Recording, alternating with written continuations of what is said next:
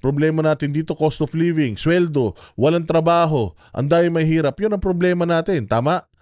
Oh, so diyan tayo mag-focus. Wala silang ganung plataforma. Tapos putangin na puro sila politika. Sila nga sa loob ng partido nagpopolitikahan sila eh. Kandidato mo, iimbestigahan mo yung tatay. O hindi ba? So diyan pa lang magkakaproblema na tayo pag binoto natin ng mga yan, malaking problema yan. Saka sa partido nga nila, di sila nagkakasundo eh. Sa bayang Pilipinas pa. Okay? So importante po yan mga bossing, yaang mga ano na yan, yaang mga issues na yan. Wag natin pabayaan na mamayani yung mga kupal na yan. Ang totoong survey mangyayari sa May 12. Okay, iboto natin yung Duterte, ipakita natin sa buong mundo na hindi tayo magpapadaya. Kailangan malaki yung lamang natin sa mga kupal dahil baka dayain tayo. Hindi na nangangampanya mga yan. Maniwala kayo ha. Pumupunta yung mga yan sa lugar na malakas sila. Nag-aayuda pa daw. Imaginein mo, hanggang ngayon nangangampanya pa tayo. Hanggang ngayon umiikot pa ang PDP laban. Lahat ng maliliit na barangay na puntahan ng Pastor Apollo for Senator Movement. 'Di ba? Lugi naman na tayo umiikot sa buong Pilipinas tapos biglang sila mananalo. Imposibleng mangyari yan. Lalo na ang daming mga barangay na nagsasabi sa atin na for the first time sa kanilang kamalayan, may nagpuntang senatoriable sa kanila. At inabot po yan ni Pastor Apollo Kibuloy. Hindi lang po sa isang lugar, multiple areas, multiple barangays, multiple municipalities ang pinupuntahan natin bawat araw. Napakagaling ng makinarya ni Pastor Apollo Kibuloy dahil kahit naka-freeze ang assets niya, nagvo-volunteer ang mga tao para umikot at ipakilala siya at balang araw maibalik ang dignidad ng Senado. So dito naman tayo, si Amy Marcos nagsampa na or nagpasa na ng kanyang report sa diyan sa ombudsman, okay? Makapangyarihan po ang ombudsman. Ang ombudsman po ang naglilitis sa mga kaso ng mga hindi sumusunod sa trabaho nila ng mga taga-gobyerno.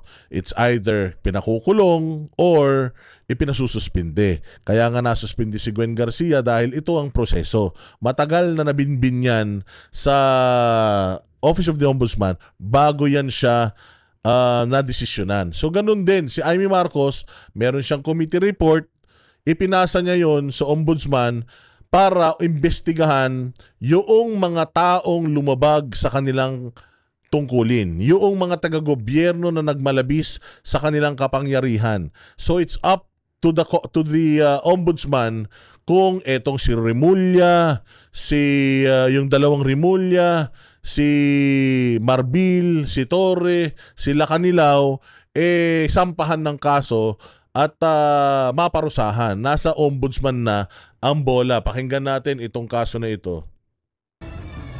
Monica, Asher, ano ang mga nilalaman ng mga dokumentong isinumite ni Senator Amy Marcos sa ombudsman? Monica, mga paglabag sa batas at sa ligang batas at iba pang mga natuklasan sa pagdinig ng Senate Committee on Foreign Relations. Ito ang nakadetalye sa Chairman's Report na sinumite sa Ombudsman ni Senador Amy Marcos, Chairman ng Komite. Personal na dinala ni Senador Amy Marcos sa tanggapan ng Ombudsman ang Chairman's Report batay sa 3 Senate hearing ng Komite. Kaugnay ito ng pag-aresto kay former President. Alam nyo, in fairness, madami tayong natututunan dito talaga kay Amy. Give credit when credit is due. Maraming salamat talaga, Amy, dito sa ginawa mo. This is the right thing to do. Noon pa naman, sinasabihan at pinapangarap na namin na gawin mo yung tama eh. Now, na ginagawa mo yung tama, maraming salamat sa iyo. And I know na politika mo lang naman ito. Yung motibo mo behind doing all this, ano ko na yun, isasantabi ko na muna yun dahil totoo naman na may nagawa at may nagagawa itong iyong hearing. Pero ako hindi pa rin kita iboboto, sorry. Trabaho mo naman yan, dapat mo naman talagang gawin yan bilang isang sitting senator pa. So maraming salamat sa iyo. But it is not enough for me to put you again in power kasi salot kayong mga Marcos. Yun lang. Yun lang talaga ang aking opinion. Salamat sa iyo. Mahusay ito. Although trabaho mo naman ito, dapat hindi ka pinasasalamatan talaga pero salamat pa rin. Pero hindi pa rin kita iboboto. Ang pagkakamali natin sa dalawang Marcos is enough na para tumangkilik pa tayo ng panibagong Marcos. Isang lahi lang yan. Gusto lang yan linisin yung kanilang mga pangalan at gusto lang ng mga yan maibalik yung legacy nila para yung mga susunod na generation ng mga Marcoses mamayagpag pa rin sa politika. Well, sorry po, pero dalawang Marcos na po ang sumira sa bayang Pilipinas. Hindi na kami magpapabudol na may panibagong Marcos pang muli na sumira sa Pilipinas. Trabaho mo yan bilang isang senador, committee mo yan, so maraming salamat sa iyo, pero hindi necessarily kailangan iboto kita. Rodrigo Duterte at pag-turnover sa kanya ng pamahalaan sa International Criminal Court o ICC. Inirekomenda nito ang ilang kaso laban kina Justice Secretary Crispin Remulla at sa kapatid dito na si Interior and Local Government Secretary John Vic Remulla. Kabilang rin dito sina Philippine National Police o PNP Chief General Romel Marbil, PNP Criminal and Investigation Detection Group o CIDG Chief Major General Nicolas Torre III at si Special Envoy on Transnational Crime Ambassador Marcos Lacanilaw. Aniya, dapat tuluyang imbestigahan ang kasong ito ng Ombudsman dahil marahil ay may kriminal at administratibong paglabag ang nasabing mga opisyal ng PAM. Ganun pala, no, na after ng committee report, lalo-lalo na kung involved is mga government official, dapat pala talaga sa ombudsman dinadala yung report, tapos it's up to the ombudsman kung magsasampa ng kaso.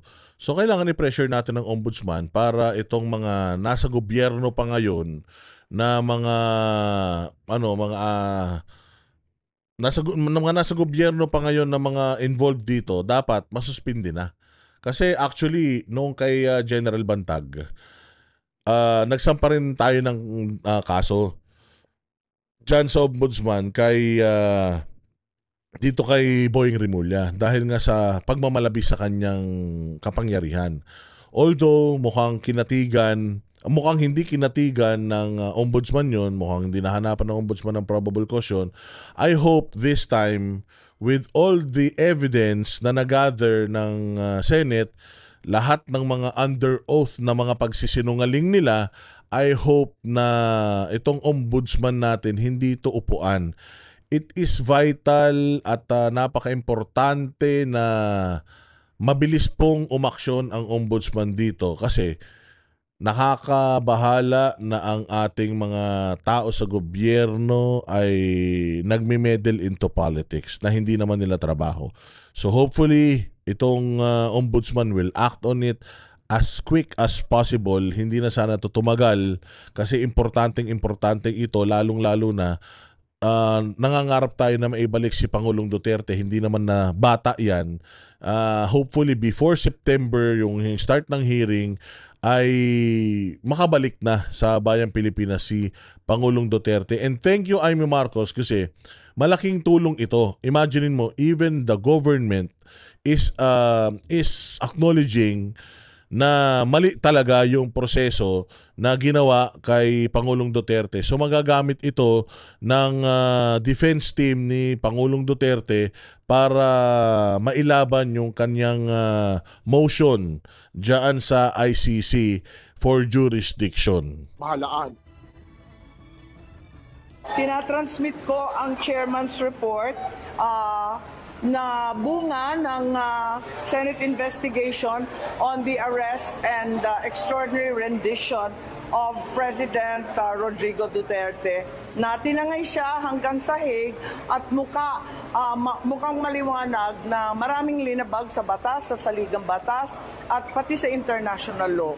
Kaya mananagot, kinakailangan kung mapatunayan ang lahat na ito, ang ilang napakatataas na opisyal natin, 2 cabinet member, ang chief of police, si General Torre at si Ambassador Lacanilaw. Ayan, si General Torre, may kaso na rin na illegal detention. at tambak-tambak na rin ang kasong isinampa ng KOJC dito sa dalawang ito, sa mag-among Marbil at saka dito sa Torre na ito. And hindi naman natutulog ang batas at hindi rin naman natutulog ang Panginoon.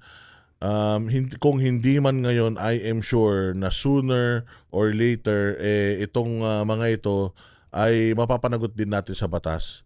Maaring sa ngayon sila pa nasa kapangyarihan, 3 taon na lang naman tong administrasyon na to, napakabilis na lang yan. I hope na nandito pa sa Pilipinas yung mga yan. I hope na yung kanilang mga krimen na ginawa ay kanilang pagdusahan. So unti-unti mga bossing, sabi ko nga sa inyo, yung shift of power, unti-unti nagkakaroon na ng balanse, unti-unti tumatapang na yung mga politiko, unti-unti nanunuwag na yung mga politiko. Ipanalangin natin na magtuloy-tuloy ito. Etong mga nagtraidor sa bayang Pilipinas, nagtraidor sa Pangulong Duterte, itong mga ito ay sigurado it's inevitable. Mapaparusahan ng mga yan. Hindi lang sila, pati yung mga pamilya nila na nakinabang kung anuman ang kanilang kinita, nahita dito sa pagtatraidor na ito, ay sigurado ako it will also go down until doon sa kanilang mga huling lahi, dahil lang ang traidor isang lahi yan. O kung ano ang ginawa ng kanilang mga kapamilya, ng kanilang magulang na katraidoran sa bayan, sigurado ako na maipapasa sa kanila yan, dahil kung ano ang puno, siya rin ang bunga. So in the future, itong mga to magsitakbo bilang mga politiko. Itong mga to ay magsilbi sa bayang Pilipinas, ihaharangin na natin yan. Dahil mga traidor nga ang mga ito. And soon, makukulong ang mga ito. Ito na yung sweet revenge natin. Nagpasalamat naman ang Presidential Sister sa pagkilala sa naging investigasyon nila ng British-Israeli lawyer na si Attorney Nicholas Kaufman, abogado ni dating Pangulong Duterte sa ICC, na planong gawing suporta ang Senate inquiry sa hiling nilang mapalaya ang former president. Kinakailangan talagang ipapaabot ko sa lalong madaling panahon basta makatulong at ang alam natin ang sino mang Pilipino. Importante yan na the Senate is cooperating, especially yung committee ni Amy Marcos is cooperating with the ICC issue. Cooperating with yung legal team ni Pangulong Duterte doon. And I hope that ICC will be just at pakikinggan itong committee report na ito. Maganda to, magandang development ito. Another kumbaga puntos and hope na mapauwi agad-agad si Pangulong Duterte. Pino ay may karapatan manatili sa sariling bansa at ipagtanggol ng sariling husgado. Monica, nilinaw naman ni Senador Amy Marcos na dinala niya sa Ombudsman ang chairman's report kaugnay ng kaso ni dating Pangulong Duterte, dahil dito naman anya talaga dinadala kung may paglabag ang government official. Naniniwala ang mambabatas na walang Ayan. So, yun ang maganda kasi itong mga kupal na ito, yung mga nandiyan sa screen ngayon na mga nakataas ang kamay, at least meron tayong konting liwanag, may tsansa na ang mga hinayupak na ito ay makulong. Besides, ito naman si Boying Rimulya, inako naman niya lahat sabi nga niya, ako nagbigay ng go, ako nagbigay ng approval, so lahat inako naman niya. So natin yan, itingnan natin mga bossing, mga partner, kung anong development nito. Pero ito yung isang magandang balita from yung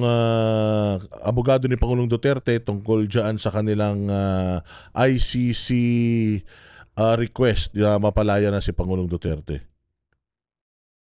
Po ni dating Pangulong Rodrigo Duterte, ang argumento may kaugnayan sa jurisdiksyon ng ICC sa Pilipinas. Si Anton Cero magbabalita mula sa The Hague.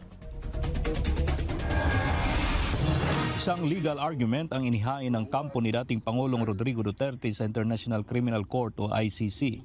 Ayon sa dokumentong petsang Mayo 1, 2025, iginiit ni Attorney Nicholas Kaufman, legal counsel ni dating Pangulong Duterte, nawala ng jurisdiksyon ng ICC sa Pilipinas dahil tuluyan ng kumalas ang bansa sa Rome Statute noong taong 2019. Sa ilalim ng Article 19 ng Rome Statute, maaaring questionin ang jurisdiksyon ng ICC sa isang kaso kung ang akusado ay hindi sakop ng mga umiiral na kondisyon ng kasunduan. Sa isang panayam sa ICC, naunang sinabi ni Atty. Kaufman. Alam mo, ang nakakatuwa rito kay Atty. Kaufman, no? Before, para siyang nonchalant, no? Yung walang pakialam, basta focus lang siya sa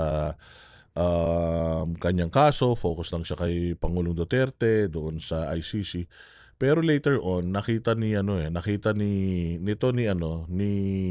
Kaufman, siguro na nakausap niya na si Pangulong Duterte, what kind of a person President Duterte is, tapos nag-research na siguro siya patungkol kay Pangulong Duterte, nakita pa niya yung pagmamahal ng tao dito sa Dahig. Siyempre, European ito, alam nito na itong mga Pilipino nating mga kababayan, may mga trabaho ito, but they are willing to go miles.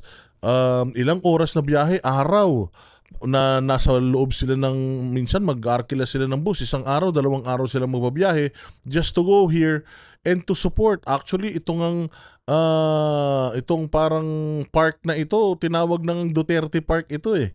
So dati, ang mga nagrarally dito, puros mga makakaliwa. Pero ngayon, mga Pilipino na nagmamahal na kay Pangulong Duterte, and siguro na-realize na ito ni Atty. Kaufman na ibang klase itong taong ito. Magaling talaga itong taong ito, enough para puntahan siya ng mga Pilipino dito, for these Filipinos to go out of their way, yung holidays nila, yung mga leaves nila, i-spend nila just to be here and support Pangulong Duterte. Kaya makikita mo si Kaufman na unti-unti he's really committing himself dito sa kanyang kliyente na maayos na tao ito. I'm giving justice sa mga politically harassed sa Pilipinas. Kaya nakakatuwa na nakikita ko si Kaufman na very loose na, tapos parang talagang humaharap na siya sa media, hindi na siya masungit. And binabasa niya kay Pangulong Duterte yung napakaraming sulat. Alam mo, isa ito sa napakagandang pwedeng ipakita nito ni Atty. Kaufman sa mga judges sa ICC na itong tao na to, si Pangulong Duterte, hindi ito kriminal, hindi ito masamang tao. Kasi kung masamang tao ito, sana yung mga nasa labas, isinisigaw na, isilya elektrika na natin yan. But even these people, nagpupunta rito, nagsusulat, ito yung mga sulat nila. Every day, they are sending, parang different people are sending their regards to Pangulong Duterte. It means that this person is loved. That this person, kumbaga, maraming galit sa kanya, pero majority ng mga Pilipino supports him. And kung ano man yung kanyang mga ginawa sa gobyerno ng Pilipinas, labas tayo doon, gobyerno nila yon, bansa nila yon, may demokrasya sila doon, suportado ng mga tao. So, mali itong paglilitis natin na tutungkol sa kanya, and lahat ng ito ay politika lang. Kaya kailangan pauwiin na natin siya. Kasi imagine na, sarili niyang bansa ang nagkanuno sa kanya. Anong tawag dun? Politika yun. So tanga ka na lang kung kahit ibang lahi ka, tanga ka na lang kung iisipin mo na kaya siya sinuko ng kanyang gobyerno dahil galit ang mga Pilipino sa kanya. No. Sinuko siya ng gobyerno dahil galit ang current government sa kanya. But the people na pinagsisilbihan nitong gobyerno na to are against sa pagkakakulong ni Pangulong Duterte dyan sa Dahig. Nalungkot nga ako nung sinabi ni Kitty na he's in good shape pero in bad state of mind. Yung kanya daw mental health ay mababa dahil nga syempre homesick, matanda na ito, sanay ito ng labas si Pangulong Duterte.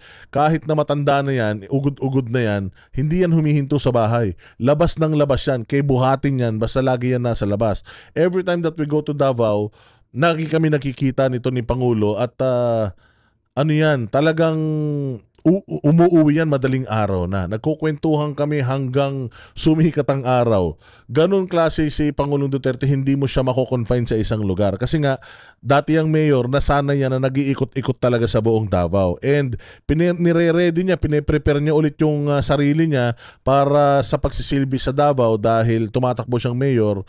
So, nakakalungkot na miski naman ako siguro, kahit naman sabihin natin maganda yung tulugan ko, pagkain ko, weather, yung services, para ako nasa hotel, pero kung hindi ka naman malaya, ibang klase ang epekto kasi nun sa isip natin, lalong-lalo na sa isang strongman na katulad ni Pangulong Duterte na alam mo yung ginawa mo lang naman yung nararapat para sa bayan mo pero ikinulong ka. But again, napakagandang development nito itong si Kaufman, yung motion ni Kaufman, yung pagcha-challenge ni Kaufman sa ICC regarding jurisdiction, and magagamit niya itong Senate inquiry results ni Amy Marcos para makatulong ng malaki sa kaso na to.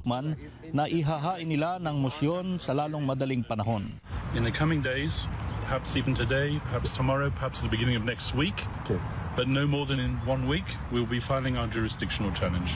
Binibigyang diin ng kampo ni Duterte na mahalaga ang pagiging kasapi ng isang bansa sa rumstatyo sa mismong panahon ng investigasyon o paglilitis. Kung wala ito, ayon kay Kaufman, ay walang sapat na batayan ng ICC para ituloy ang kaso. Sa jurisdiction stricto sensu o striktong interpretasyon ng jurisdiksyon, may 3 elementong tinitingnan: krimen, panahon, at individual na sangkot. Una, kung anong krimen ang sakop. Pangalawa, kung kailan ito nangyari.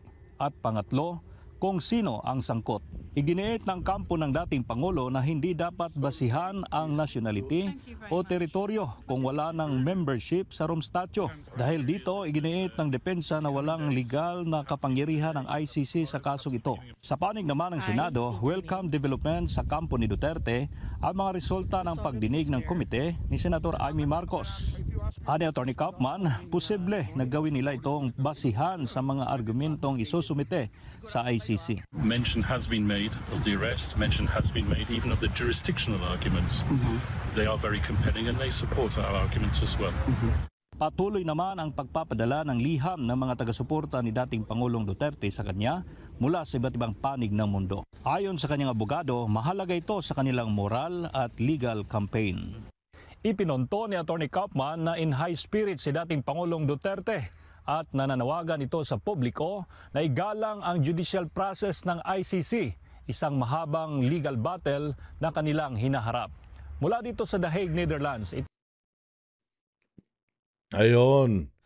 Ayun nga mga bossing. So, maganda yung it's a welcome development, sabi nga niya, it's a good thing yung hearing ni Amy Marcos. So, thank you talaga doon. Maraming salamat. Pero hindi lang naman 'yon. Kumbaga, pwedeng gamitin 'yon. Pwedeng magamit 'yon dagdag. Kumbaga dagdag sa mga natin, sa mga puntos natin, yung or sa laban natin sa ICC, dagdag itong hearing ni Amy Marcos.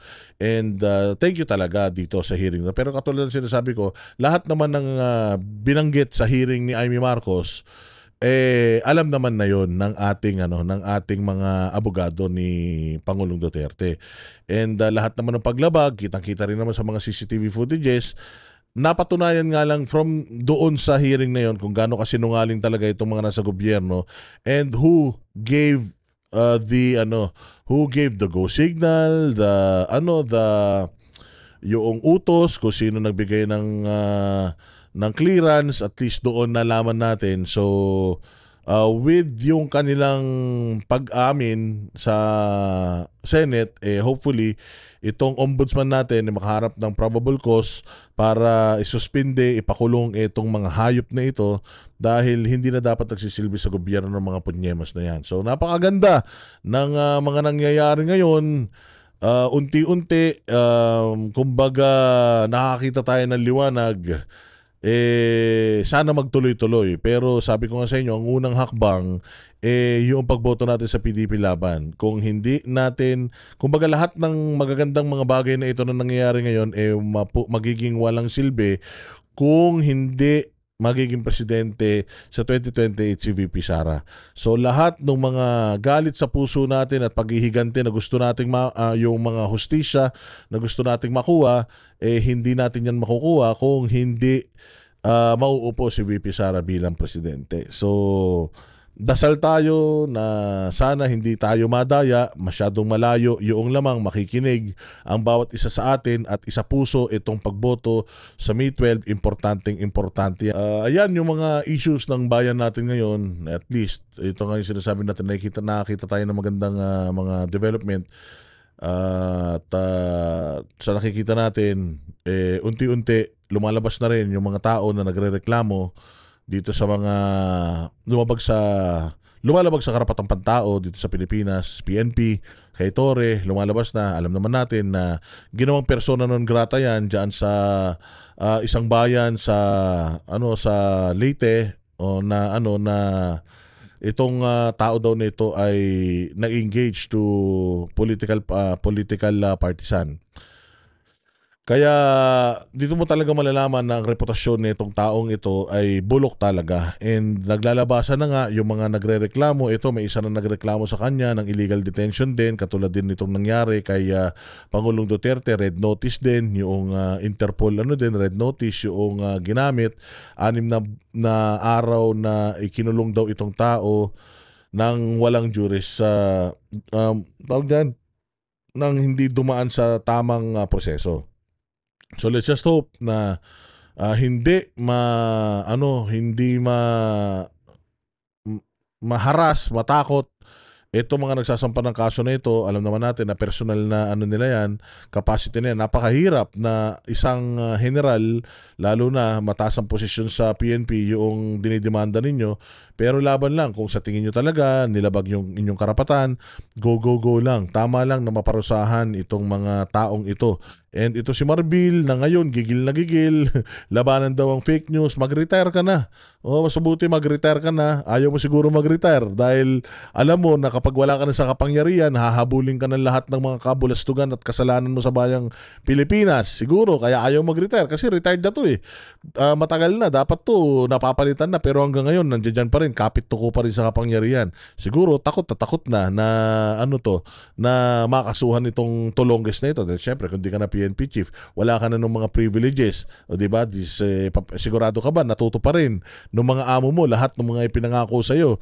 Kaya nga sigurado ako these people are having restless nights habang lumalapit yung kanilang mga retirement, habang lumalapit yung kanilang habang umuunti-unti